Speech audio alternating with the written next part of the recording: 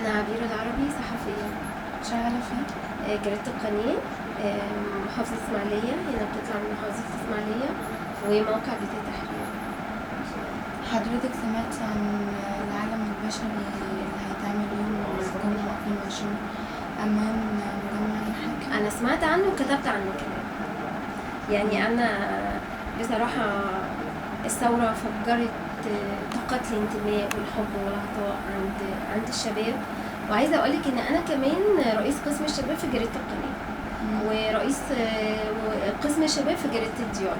يعني أنا من أول ما اشتغلت صحافة وأنا ماسكة ملف الشباب، يعني اشتغلت من وأنا في الجامعة، فكنت في وسطهم. فنرجع بقى تاني لموضوعنا. عايزة أقولك إن أنا متابعة جدا الثورة طبعا، وحركات الشباب جوه الثورة.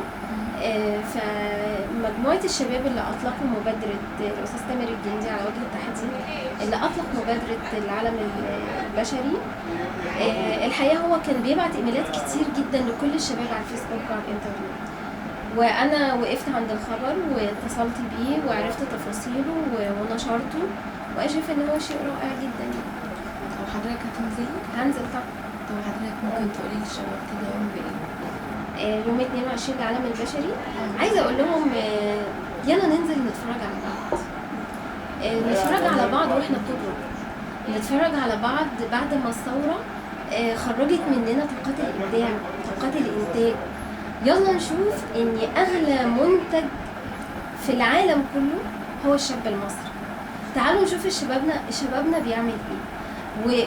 وكمان الفلسفة بقى من ورا كونه أكبر عالم بشري بيتعمل. المعنى نفسه إنك بتعملي عالم بلدك، بتطرحي عالم بلدك، بتكبري عالم مصر قوي.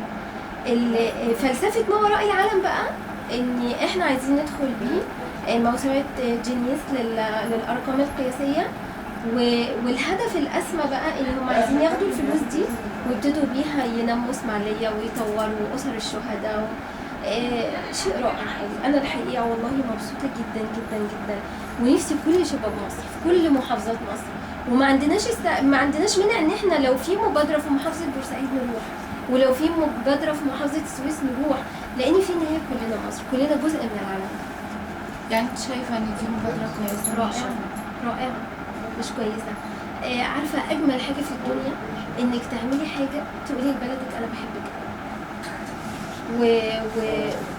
وأنا شايفة إن فعلا ده اللي بيحصل، يعني ده اللي بيحصل. معاني حلوة قوي، أفكار حلوة قوي، إبداع، نجاح، حب، انتماء.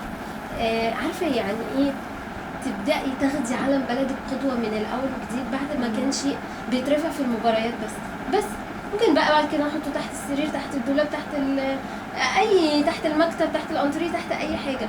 لكن ان دلوقتي يبقى عالم بلدك هو القائد، هو الهيد كوارتر في التحركات والتصرفات واللفظ والمعنى، شيء جميل. شكرا.